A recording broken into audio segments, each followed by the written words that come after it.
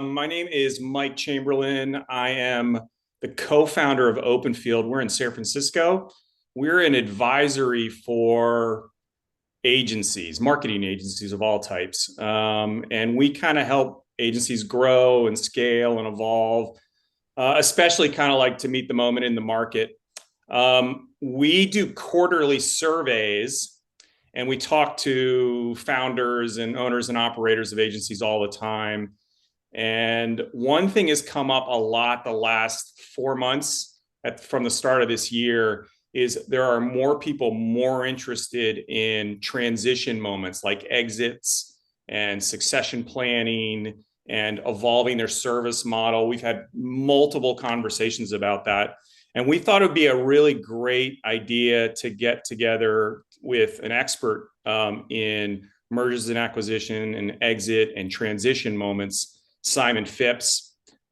He's worked at agencies like IDEO and 21st Century Brands and a number of other independent shops. And he's been part of a bunch of mergers and acquisitions over the years.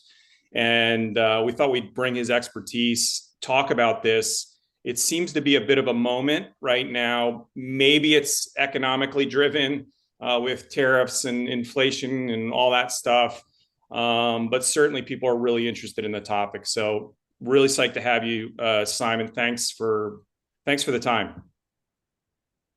Thanks, Mike. Yeah, lovely to be here. So a little bit about me. I have about over 20 years experience now building and scaling creative organizations. Spent a decade at IDEO, where I helped take the business through a significant global expansion and management buyout, as well as build out IDEO's offices across the globe. And then I spent 4 years as COO of West, which was a new kind of hybrid venture creative services model. Did a bunch of equity deals, learned a lot about venture capital, as well as made some mistakes, which I'm learning from still today. And in 2016, I started my own practice working as a advisor and mentor to founders and leaders of creative businesses, helping navigate business challenges from starting their business all the way through to if they wanted to go through a transition. And highlights from that, I was part of the team that raised capital from Melinda French Gates' Pivotal Ventures to launch the holding co, and recently led the sell side negotiations for 21st Century Brand when we sold the business to Common Interest Group. And what I've noticed is the vast majority of challenges that founders come to me with are related to some kind of transition, whether that's, they want to sell the business or they want to restructure it or they want to, do some succession planning.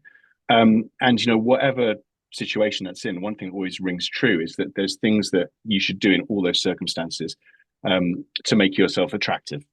Whether that's to a buyer or whether that's to a management team who's taking over, or whether that's just to get yourself in a good state to grow your business and to operate a healthy business. Terrific. We talk about this a lot, and you and I have had a number of conversations about this, about the idea of valuation. So whether you're actually selling or not, always be thinking about increasing your valuation, and the idea that there's some probably key levers there that unlock that valuation. And it's just a matter of course, a matter of everyday business thinking about that. Talk a little bit about that, just so we can help this audience understand how you think about it. Yeah, absolutely. And it's often really hard when you're in the day-to-day of running a business and doing all the things you need to keep the lights on or to think about these. But there are definitely some things which are really, really, true across any of the transitions that you might want to make. One is business trajectory, owner dependency. Do you have recurring revenues or your project-based shop? Operational clarity, your cultural strength, your leadership depth. And more and more, obviously, over the last 2 years, what's happened is your AI strategy. All those things are things that you should have a handle on and have a perspective on, especially if you're going to talk to other people about valuing your business and what that might mean for them. Yeah, awesome. Okay, you mentioned in there business trajectory, and I'm assuming that's shorthand for how your financial situation is, and I get caught up in that all the time, which is when there's an agency that wants to have an exit and they're like, whoa, we want to, we want to get valued. We need 3 years of positive revenue growth or margin, progress or whatever it is. Is that how you kind of categorize it, or is it? Yeah, it's a kind of it's one thing, it's a proof point that you've got a business that's able to grow. So what have you done historically? And also it's your vision. What do you see in the future? Do you know where you fit in the marketplace? Yeah. Do you know all those types of things effectively? Yeah, it's funny you bring up vision, and I threw a slide on here because I knew how important vision was. We ran a we ran a survey in Q4 of 2024, just this past Q4, talking about the state of the market. And one of the questions we asked was, do you have a vision? Do you have a roadmap for what your next 2 to 5 years looks like? And I was completely shocked that only 45% of the agencies that we surveyed, over 150 leaders of agencies, only 45% of them said they had kind of a roadmap into the future. So that becomes probably a pretty critical piece, I'm assuming. Yeah, absolutely. I mean, there's two sides to every transaction, right? There's the that you're looking to do. There's either kind of the buyer, the seller. There's the founder or the management team. And then understanding what makes your business valuable is so critical. Just knowing that okay, we've got this unique position in the marketplace, and if only we had the backing, we could go to this place, and be able to paint that compelling vision is really important. It also internally it aligns your team, it aligns your management team, it makes everyone know they're going in the same direction. And it also kind of challenges you a bit to think about okay, well, I've been running my business like this, and maybe it's not going as well as it was. Maybe I need a different vision. Maybe I need a different place for us to go. Yeah, yeah. One of the things we did is when we sent out the invite for this, Simon, we had a number of folks that were like, "Oh, I'm really interested in this specific question." There's a question about the founders that came up. I wonder if Nate, you could pull that up real quick. That'd be great to see that. So let's just get to the yeah. Great. So this is it. As a founder, I still find myself involved in almost every decision in client relationship. How do you start building a leadership team and structure that doesn't revolve around you without losing the culture or quality? I mean, I see this all the time. And I find that like agencies, and I'm eager to hear how you feel about this, but I find like agencies who are very founder dominant really have a struggle scaling, getting above a certain like revenue threshold. I'm assuming it has implications for when there is some sort of transition moment. Yeah, absolutely. I mean, it is the most common thing that you see in anyone looking to transition their business, right? It's like how do you get out of the day to day? How do you make sure a lot of the time the founders are responsible for all the new business that's happening. They've got all the relationships, they've got all the all the know-how, and they haven't they've been spent so much summer in their business, they haven't necessarily put in place a succession plan. And so, when you're looking at it from someone's looking at it from an acquisition perspective, that will affect the valuation. I mean, also affects your outcome, like how long you will need to stay involved in the business beyond a transaction in order for them to feel comfortable that there's enough value there for you to be able to walk away without you torpedoing the business. And it's quite a hard thing to solve for, right? It's something that takes time. It's not impossible. You need to find it's a talent question. You need to find talent that you feel like can do the work that in line with the values and the expectations that you've set and the client reputation that you have. You need to build systems around your new business engine so it's not purely dependent on you. And you need to take it gradually. You need to build trust with that team over time so that you can, at the right moment, step back, first of all, and then potentially step away. And that takes time. I'm thinking that the trust thing is a really big deal. This is just personal experience. I feel like there's this balance between, do I trust the lieutenants under me to like do the stuff that I do really well, and then there's this like I still need to control everything in front of me. Like giving up that control I find is a really hard thing for founders, especially if they've been at it for like 8, 10, 12 years, right? Where they're just every day is a grind. Yeah, and the other hard thing that happens is that when people look at, I need to hire someone in to, effectively run my business for me. That's a really, really difficult hire to make. Yeah. It's much easier if you have someone who's been working with you for a long time to actually give them the roadmap to succession, or a bunch of people. It's a lot harder to bring in like an but just because of we're like any senior new hire. I'm sure everyone on this call has had the experience of like senior hires are the most risky hires, and a lot of the times they don't work out. So you've got to be super careful in that process as well. Yeah, the survey we did in Q1 of this year was about talent, and the implications of talent in the market right now and what's happening with talent. One of the really shocking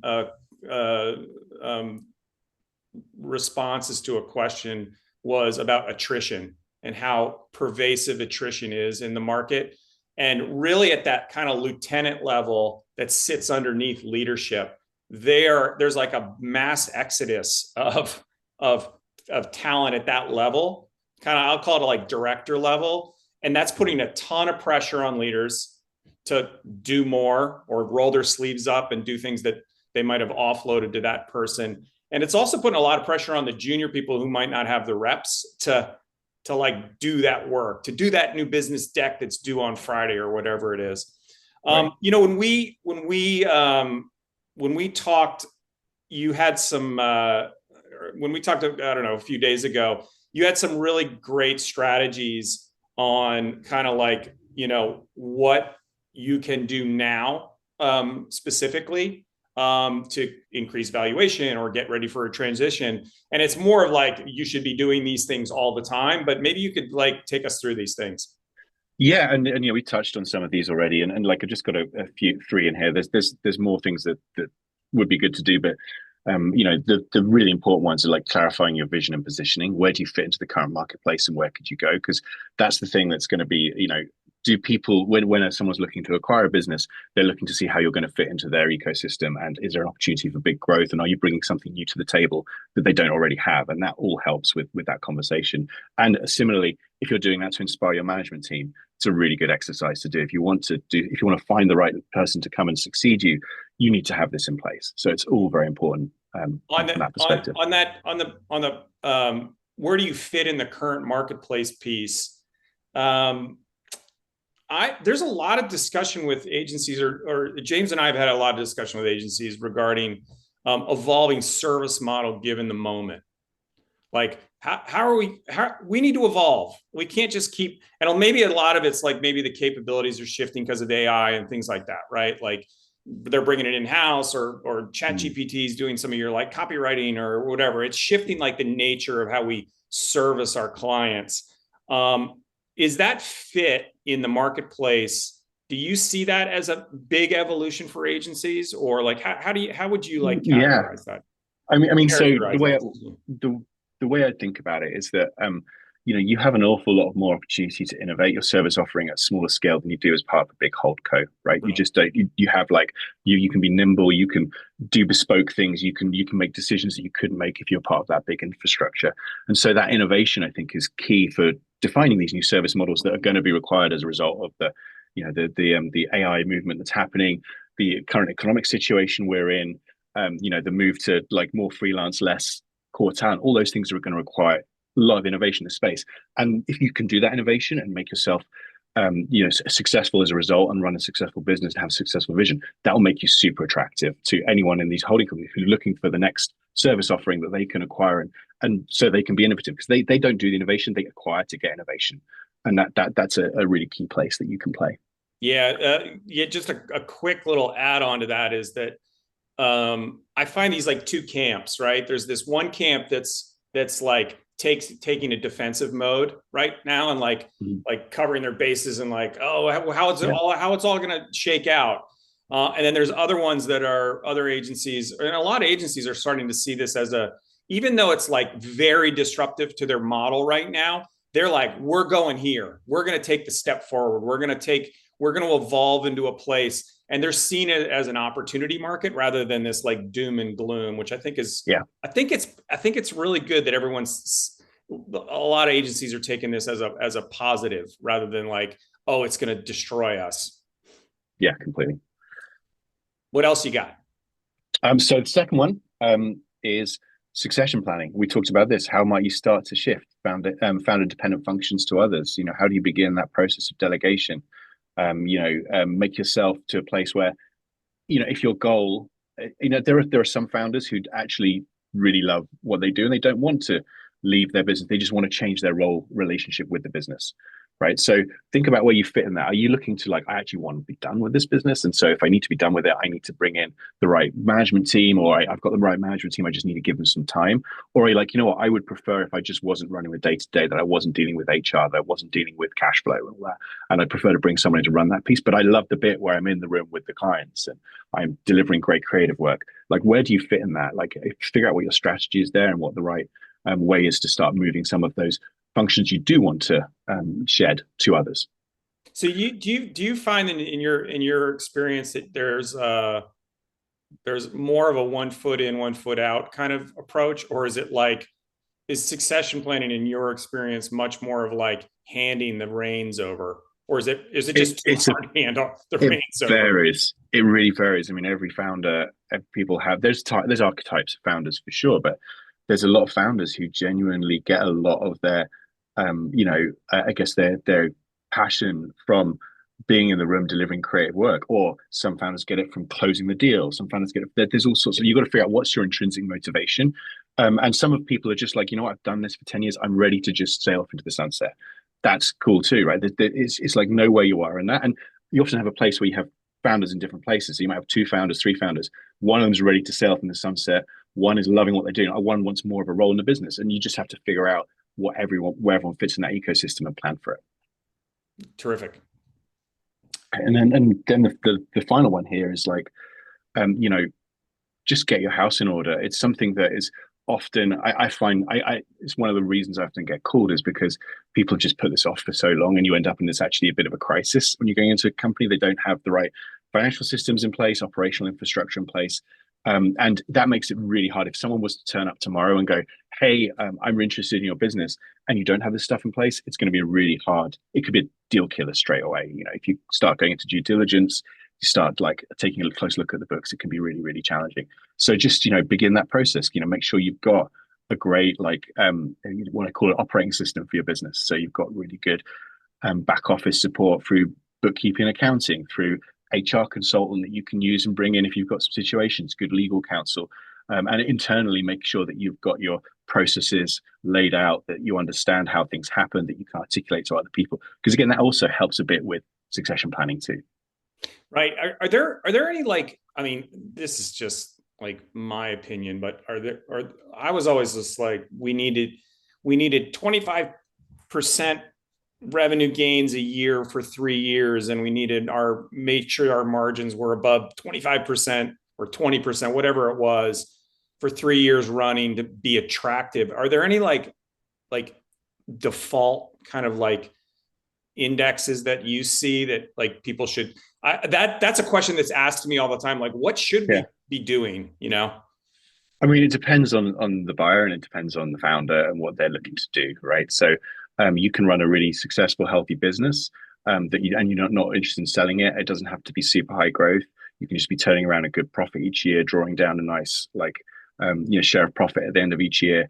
And that could be enough to sustain where you are. You can fulfill your financial happy goals. And you've also got like all your intrinsic motivation is taken care of because you're doing the work you want to do, right? And you won't never can sell your business in that case. That's like totally fine. If you want to be attractive for someone who's actually going to start putting capital into your business, you do need to be able to show at least the potential for growth, right? And that means that, yes, they're looking for 20 to 25% growth year on year. They're looking for high margins because ultimately they need to get a return on the cash they're putting in. And you might not have demonstrated that completely year to date, and that might affect the actual valuation that you can achieve at that moment, because usually these things are structured in 2 stages. There's one at the point of transaction, and then there's another one further down the line once you've achieved the growth that they've set. That might impact it. But in general, if you want to sell your business, you need to be able to show that you can deliver that return on investment. And actually, that can be often a place where there's a really big misalignment between what a founder wants to do every day and how they get out of what makes them get out of bed, and then what an investor needs from capital. Because you're intrinsically motivated to do great work, to work with great clients, build great relationships, whereas a financial investor is about the return on that capital, and that's can be often at odds with. You can see a lot of tension in that. So just a good question to ask is like, do I want that kind of exit? Is that going to be good for me? Is that something that is actually going to take me to the right place. It might look great, but actually living that day to day for 3 to 4 years could be quite challenging if you've got that tension in your life.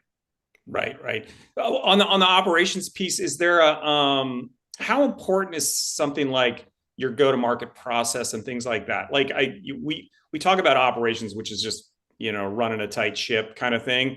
Is that does that sit high on a criteria list for a buyer potentially? Yeah, yeah. I mean, like if you're looking across, like, how is this business going to continue to get new business in a world where we can generate enough, like, demand for it? How is that going to go flow through the system? Is it well built to be able to scale slightly?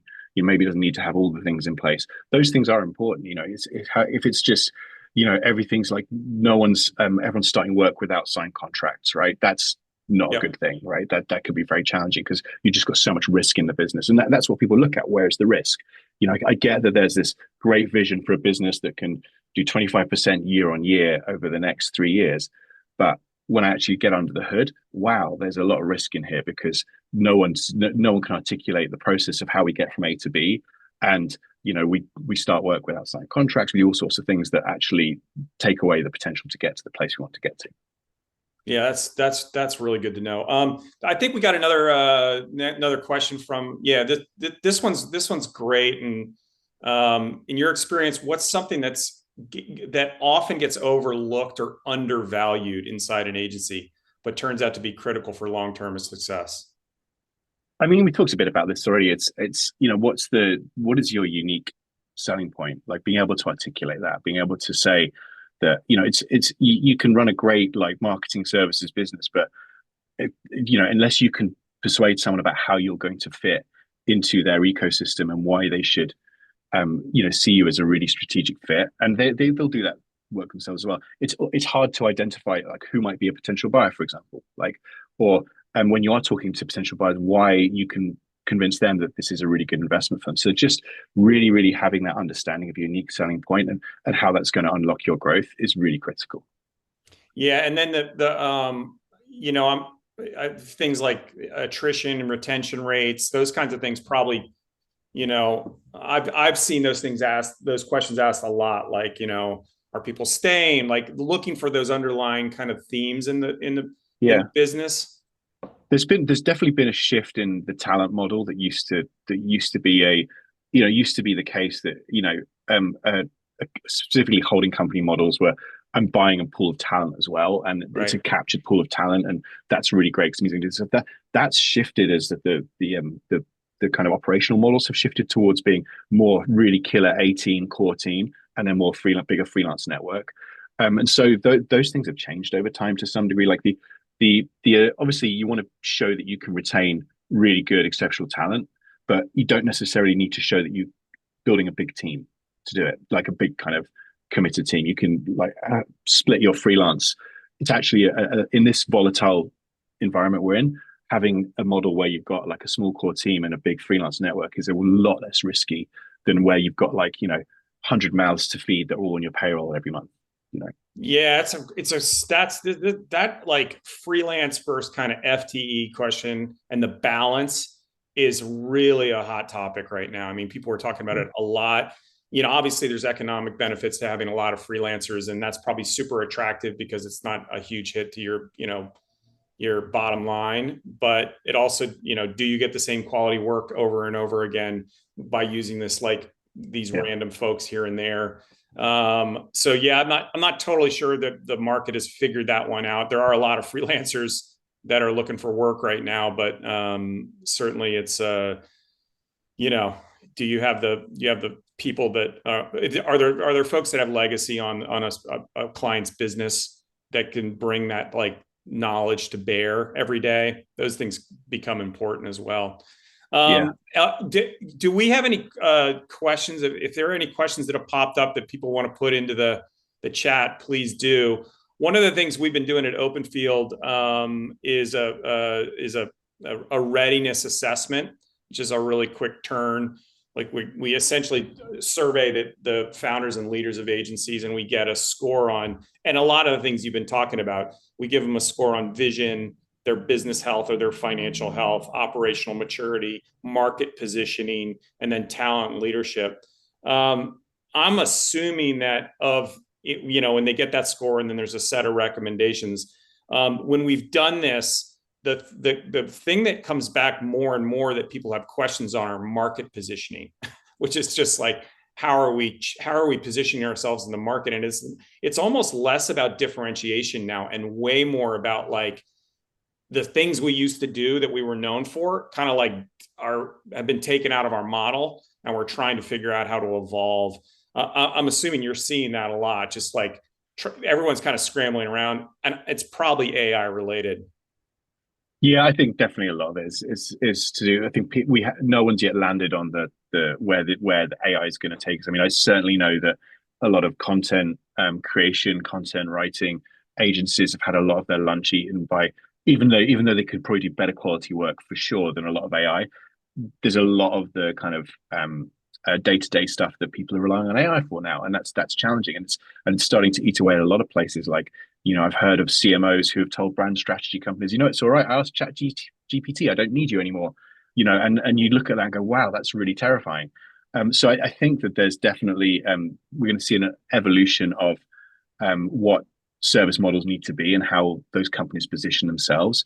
But fundamentally, I think if you're working with the right people, that humans will triumph, and we've just got to be very smart at showing how we leverage AI, how it's part of our ecosystem, but ultimately why we are still great using that as a tool, and why you still need humans to front it. Yeah, that's awesome. There is a question in here. Is $7 to $8 million annually with 20% margins the right target for acquisition health? I mean, it's in the zone. It depends on who the acquirer is and what they want from it. You can see, I've definitely seen businesses smaller than that get acquired. I mean, the financial metrics, the margin metrics, definitely in a healthy zone. Something that would be, look, you would, if you could see the vision, go like, this will fit into the ecosystem I'm creating as whether a private equity or holding company, and this is the revenues we're doing each year, and this is the margins we're able to sustain. I would take a look. I think that's without knowing too much more about the business, that's not a no for sure. Yeah, I agree. There's a lot of other factors, obviously, like you've said before, but like that feels pretty healthy. And again, like what kind of agency is it, and like what kind of clients? I mean, one thing I know we got a couple minutes here, but I find that a lot of potential buyers are very interested in client lists too. Like, do they have access to Fortune 100 clients or tech platforms or things like that? It's like, oh, that fits into my larger portfolio. Yeah. That client, I would love to have access to. Yeah, absolutely. Like the Trojan horse thing, right? Like, can I acquire my Trojan horse to get me into a big multinational I've been struggling to, who I know I can sell other services to? The client list can be like super compelling as a, depending on the level that you're operating at, obviously, like, you need to make the most of that. You need to have pretty senior access within those clients, because otherwise it's very hard to work your way up the chain and to convince them to do other things. But it is definitely something that can really add to valuation. Yeah, that's great. Okay, so thank you. Okay, let me put up. Let's do this. So this is my email, my phone number. You guys take a screenshot, and this is Simon's email and phone number. We'd love to hear from you. We'd love to continue the conversation. At Openfield, we have this like readiness assessment. Are you ready to exit or transition or succeed or have a succession plan? Give us a ring. We'd love to talk to you about this and continue the conversation. There's a lot more stuff we kind of left on the cutting room floor. This is only a half hour, but Simon, I really appreciate your time. It's been super interesting, and thanks for setting aside time to spend time with us. Thank you. Thanks for inviting me. And yeah, if anyone has any wants to chat, always happy to talk to people. See if I can help. So give me a call, drop me an email. Thank you. Excellent. Thank you, everybody. We'll talk later.